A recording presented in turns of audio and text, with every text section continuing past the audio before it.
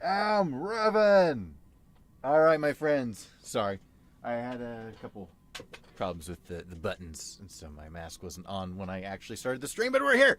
Okay, this is, like, record-breaking. I have never received an order from Saberforge so quickly before. The only company I've ever known to, you buy a saber, you get it that fast, is Kyberlight, and right now they're actually a little bit slower because they're sold out of everything, so hopefully that's thanks to me. I don't know, but I like to pretend that it is. But thank you guys for here. I see that Bill and Calig are already in the chat as usual. Good to see you guys. This is where the fun begins. Hey, Eric Chung, good to see you back. We missed you around the latter portions of Seven Samurai. It was okay. Revan Star, yes. Big Z Reborn. All right, so I ordered this on the 20th of March. It is now the 28th, and it's in my hands. Like, this is ridiculous. Saberforge doesn't do that. My guess is that this was a cancellation. Like, I ordered it, and someone else ordered one, and they canceled. And so they already had one made. Because normally they're made to order. Like, you order it, they make it for you, and then they send it. In fact, there's no way they could do that in a week. I mean, it's sent 3 days ago. So we're going to open one of the two sabers replicas that I've always wanted. The Cal Kestis saber has been added to the list, but like as long as I've known that there were custom sabers out there, I've wanted a Dooku and I've wanted a Revan. So I'm so excited. Oh no, there's more tape. And I was looking for my knife, but I couldn't find it. So we have to go with the tearing method, which is fine. Alright, the box is open and we have bubble wrap, and let's get the accessories out of the way first because those are less exciting. Oh, I think this is just paper. Get rid of that. Alright, let's unwrap the bubble wrap. Oh wait, my mic, it's blocking. Come on. There we go. Hopefully you guys can still hear me. Can you hear me? This is the Revan Reborn. So this is the saber he is seen with in Star Wars: The Old Republic. It is by Saberforge. All right. So first off, I ordered another CoverTech clip. This one has the hook for the D rings as well. But I don't believe it locks. This is my Kyberlight, which I have done in a Revanite design. Yeah, no, that doesn't lock. So it just kind of has to hang there, which I don't love, but I do like that I can put a D-ring on there, so I can have that. But now I have two CoverTech belt clips, one for each side, so I can dual wield. All right. First off, we have... Oh, that's actually better looking than it was in the pictures. We have a chrome blade plug, which I'll actually probably end up putting in the Dooku, because this is not chrome. So, we have some black buttons, or rather, button... They're not actual buttons. They are button inserts. So, Saberforge sabers come with little buttonholes. You have these little button inserts, and you put those in there, like if you don't use both the slots, or if you're just doing an empty hilt. But what's cool about them, I actually decided this is my green LED button that I'm going to be using. Come on. Focus. Stupid phone. Okay. This is the green LED button that I'm going to be using when I actually build the saber. What I actually did was I took one of those Saberforge buttons and I drilled a hole through it so I could put this in here so I don't actually have to drill a hole in the saber itself to put it in. And, oh, they actually gave me the correct blade plug with this. They didn't with Dooku. I specifically asked them for it with Dooku, and they were like, oh, yeah, it comes with it. You don't need to order that. And then they didn't send it to me. And I was like, you dummies. Oh, man. Oh, that is so cool.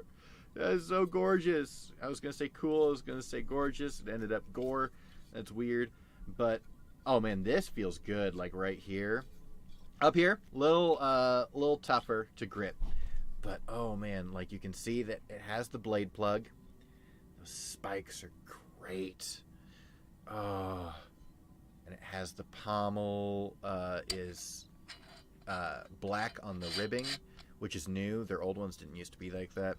I'm bummed because back when they were first selling this, they used to have a special cover tech specifically for the Revan that was dual tone. It was black and this aluminum silver color, and they didn't do that anymore. So we've got fake buttons here, which is annoying. I was thinking about drilling those out and putting the real buttons there, but then I've got these holes here. So it's like kind of in a rough situation either way. I mean, I guess I could glue the fake buttons in.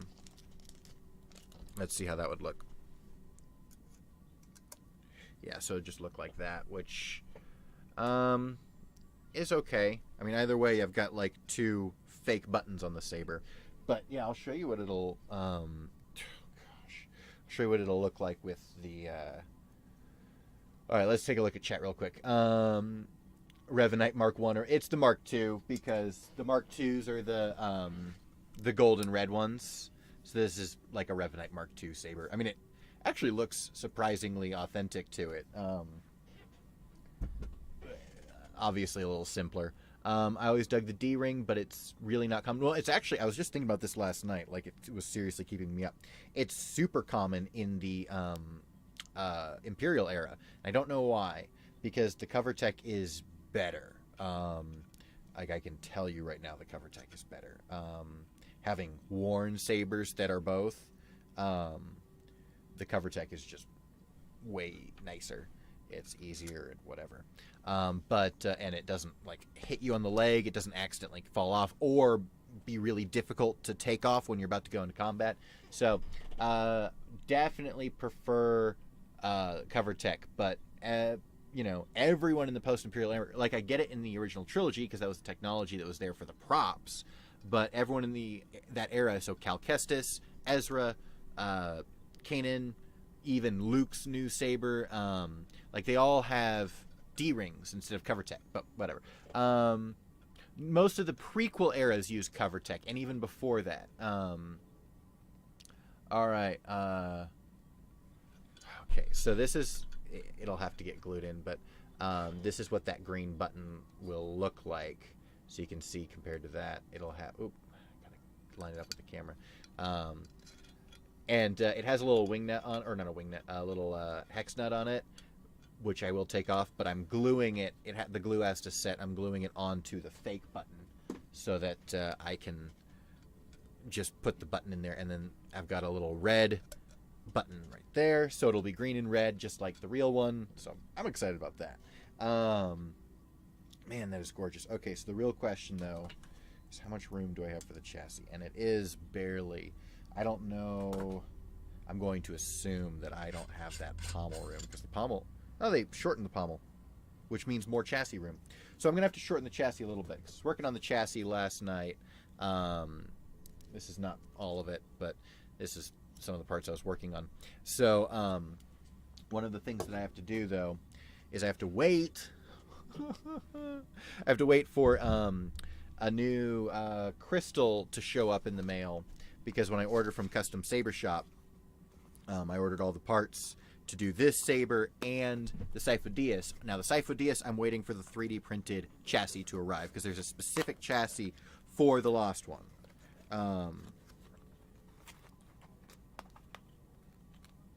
What the? Oh, here. It's like this is not how it opened last time, which is annoying because I just kind of broke the box. So this, for those of you guys who don't know, because I didn't, there's a difference between common anode and common cathode, which is annoying. Basically, the difference is, so like we've got 4 wires. One is a common, which means it is on this particular crystal the positive to power all 3 colors, red, blue, and green. And then the other 3 wires here are the negative wires for the red, blue, and green. So this one powers the red negative, this one's the blue negative, this one's the green negative, and then this one's the positive to all of them. Well, my particular Saber soundboard needs you to have a common cathode, I think, which is common negative, and then the positives are separate. And apparently with LEDs, that makes a difference. So that's super annoying. Let's see. Fake buttons, burn them. It is a beautiful freaking saber. Oh my goodness. This is just... Oh, I love it. And I'm really thrilled that they gave me the blade plug. That is awesome. I will put this in the Dooku because that's about the right chrome for it. But yeah, I'm really, really thrilled about that. That is unexpected. Now, I don't think... Let's see. Did they stop? Oh, wait. Nope, that is opened, I guess. Oh, that's tape. Yeah, I guess they stopped giving hex screws, or not hex screws, Allen wrenches with these, but thankfully I've got a bunch of them because I own a ton of sabers. So... if you do buy from Saberforge, it looks like you're going to have to do your own, you're going to have to supply your own, Allen wrenches. So you just got to know what size to have. They probably sell them on the website so you can see what size they are, but they have a tendency to not tell you things on the website. They're just like, oh, this is a Saberforge button. I'm like, yeah, but what size is it? It's 12 millimeter anti-vandal. That's what it is. No Iron Man blade plug. Oh, well, so I'll probably take the Iron Man blade plug in the Dooku and put it in... Well, eventually it'll go in my full custom. But in the meantime, I might put it in here because this one's already got a little bit of gold in it, and it already looks like Iron Man. So we'll see. We'll see how the Dooku looks with this. I'm guessing I'm going to like it. Anyway, though, so between the battery... And this is the recharge port, and then underneath this will be the speaker. And obviously this is a lot of extra pull because I'm not done with it yet. But between these is going to be a crystal chamber. And so I had that little crystal that I just showed you, and it will light up whatever color the blade is at the time, but it will also be on when the saber's off. So I'll be able to pull it out when the saber's off, and it'll be glowing a little crystal color, which will be super cool. But... the Crystal Focus 10 needs a common cathode, which is common negative, and then the positives are all separate. So I had to buy another one. That is in the mail, or it's not actually in the mail yet. The order was placed yesterday. Remember being an explanation about D-rings being used in the Imperial era to make it look more like a tool hanging from your belt? Yeah, but that wouldn't explain Vader, because Vader also uses a D-ring in... I mean, I know... There's a behind-the-scenes reason, which is the cover tech wasn't invented as a prop yet. But I like that explanation. Probably a better explanation.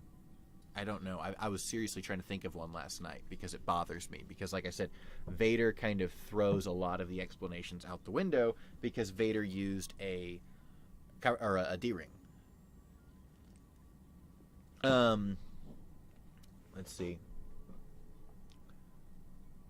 As a result of Revan, all the Revan talk, you're looking at a Revan art piece that you bought at the Collective Con. Oh, that's so cool. You'll have to send that in the Discord. Excuse me. I thought you said so no Iron Man blade plug already. I thought I addressed that. Maybe not. The crystal is the heart of the blade. 2003 Clone Wars reference. Is that a 2003 Clone Wars reference? I thought that was a season... I mean, maybe it is also in 2003 Clone Wars, but they do say it in Season 5 of the Clone Wars on Test of Courage. Yeah, because I think it's Test of Courage, then a Test of Strength. Whatever. It's the Padawan Ilum arc. Oh,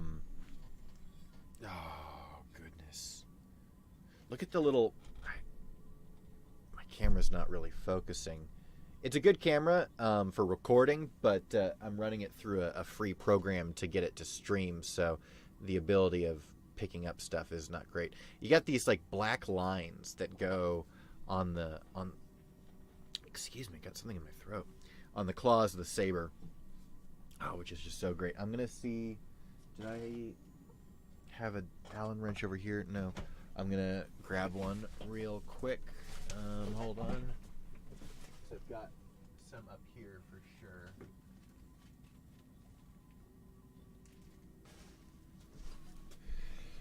Alright, let's turn this thing. Okay, great. Oh. Well, it was right here all along. Okay, let's see how this looks. I'm assuming. Yeah, seems right. Nice. That's a long blade plug. Well, it's actually, I think it's about 1.5 inches. But what that means is the blade does sit pretty deep. Not terribly deep, but deep enough. Oh, that's interesting. That black line is only on the one side, and the other sides are all smooth. It is probably my favorite Revan replica. The other ones, like if you look at the official Disney one, the claws are almost cartoony in how comically claw-shaped they are, and which would make it really difficult to hold. This one's really subtle. It's kind of like a live-action reinterpretation of the saber scene in SWTOR rather than a direct replica of it. And I like that. I like the creative interpretation that Saberforge did here. And then let's see how Dooku looks with that blade plug. I'm going to bet, though, that I'll probably have to end up shaving that blade plug down. Oh, maybe not. Oh! Well, when it seats in there, that's actually a pretty cool look, but that's not what it's supposed to look like. It's supposed to sit flush. Oh, that looks awesome. Oh my gosh. Hold on, I gotta hold it like upside down so I can keep it flush with my finger while I tighten it. There we go. Oh, that looks great. Oh my gosh. That's like the exact right chrome. Let's see how that looks when it's on. Oh. Oh dear, Dooku. Are you out of battery, or is there something wrong with your wiring? I'll have to charge it and find out. Otherwise, he might get opened up. What happens with this one, though, this one won't need a whole rework, but sometimes the wires on the battery come loose. So I'll have to take a look at that later. I do like the gold. It kind of added a different look to it. But I have to admit that this looks more homogeneous. All right. Enough of that. Let's see. How would this look with gold? I doubt it would. Yeah, I'm not a... This doesn't need gold. This is black and silver, or whatever that color is for Saberforge's aluminum. It's a very specific... Oh, that's not bad, though. I do like this. I'll show you guys in just a second. Alright, and then I'll look at the comments again. Alright. Yeah, that's pretty cool. I like that. The gold is a slightly different color, which is annoying. But, man, that looks good. I'll hold on to that. I'll keep that like that. Yeah, so overall, though, very pleased with this. It's light. It's super light. I mean, not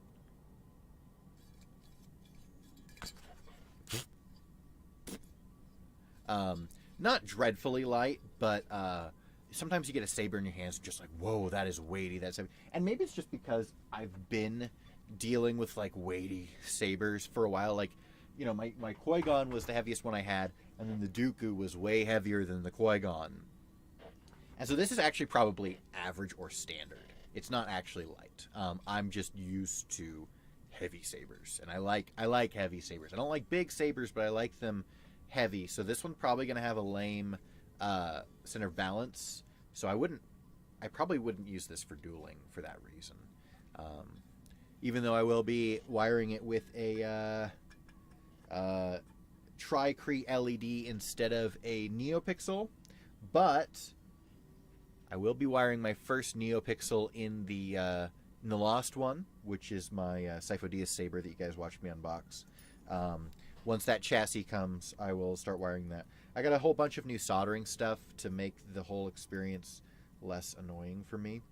Let me take a look at the chat. I'm glad to see that you posted the Revan art. I want to take a look at that when I'm done streaming.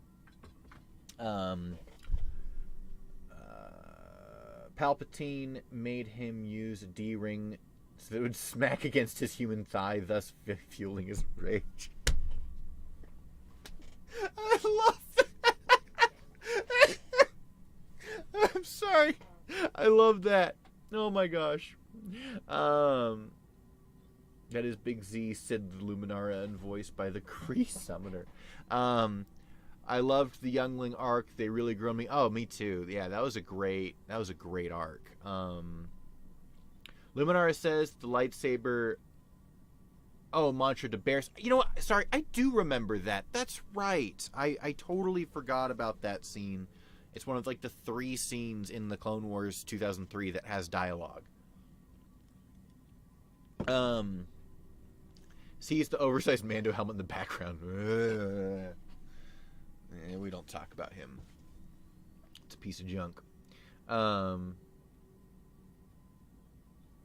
Let's see. Yeah, no gold for Evan. He's not a flashy man. No, he's not.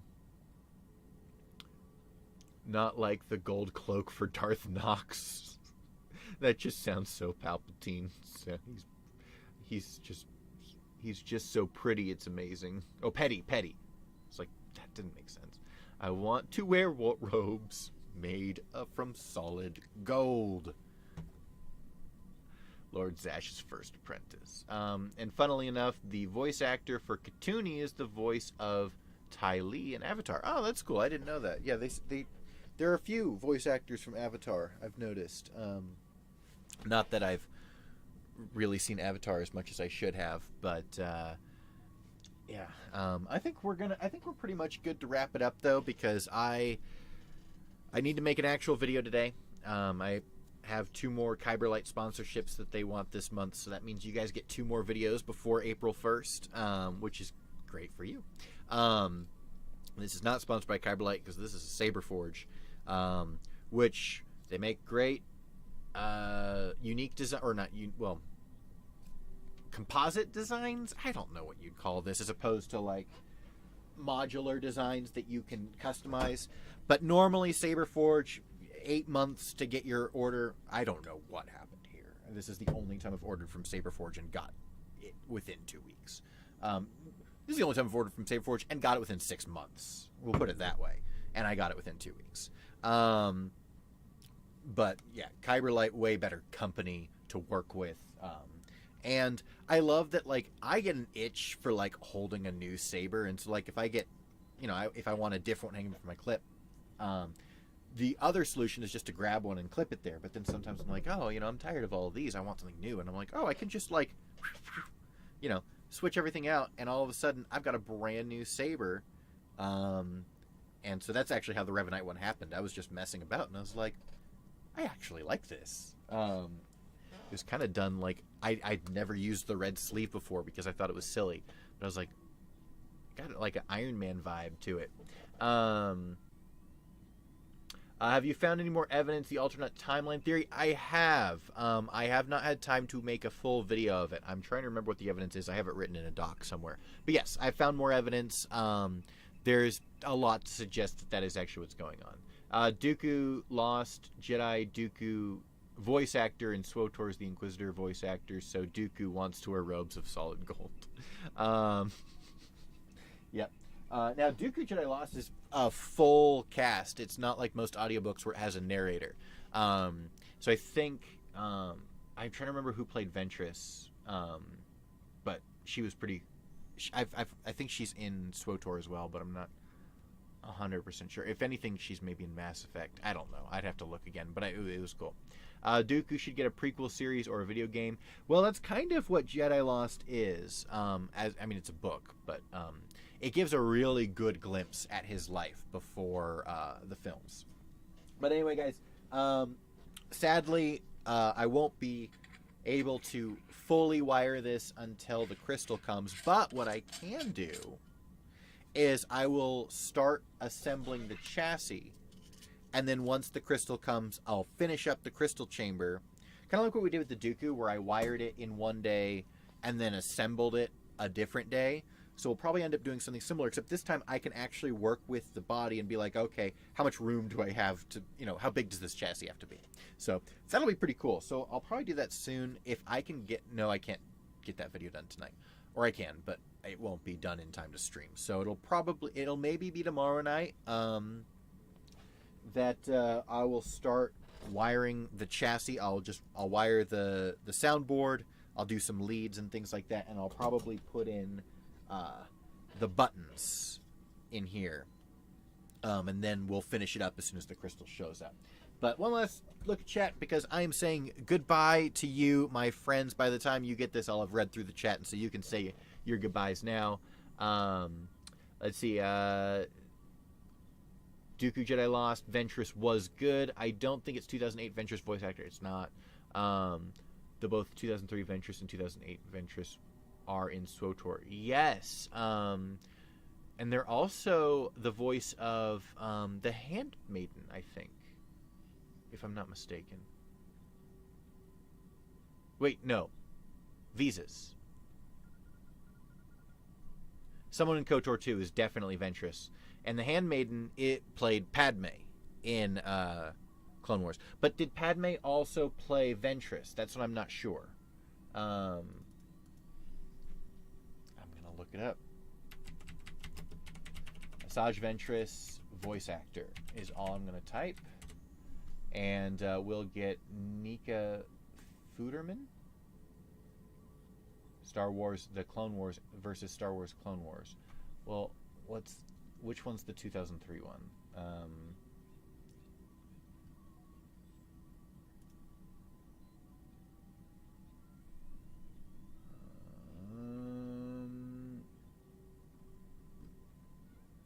Let's look on IMDb. Why? No, it can't be her. Let's look at Nika Fuderman on IMDb. You're probably telling me in chat, and I'm not even on that page. Sorry, guys. Oh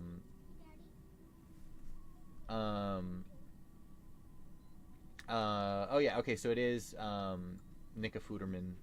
Sorry, I'm butchering your name. And let's just look at Knights. Not Talladega Nights, or Tenkai Nights. Okay, never mind. What are you doing? I guess, I don't know. Whatever. Doesn't matter. 2003 Ventress is Padme. Oh, okay, that's what I'm thinking of. Okay, so she played 2003 Ventress and Padme, both played by the Handmaiden. That's it. Okay. Thank you. Thank you, Callig. You put all the pieces together for me. So yeah, Grey Delisle. Grey Delisle. That's how you'll say that. Yeah, Grey Delisle played the Handmaiden, Padme in the Clone Wars animated series, and Ventress in the 2003 Clone Wars. So, pretty cool.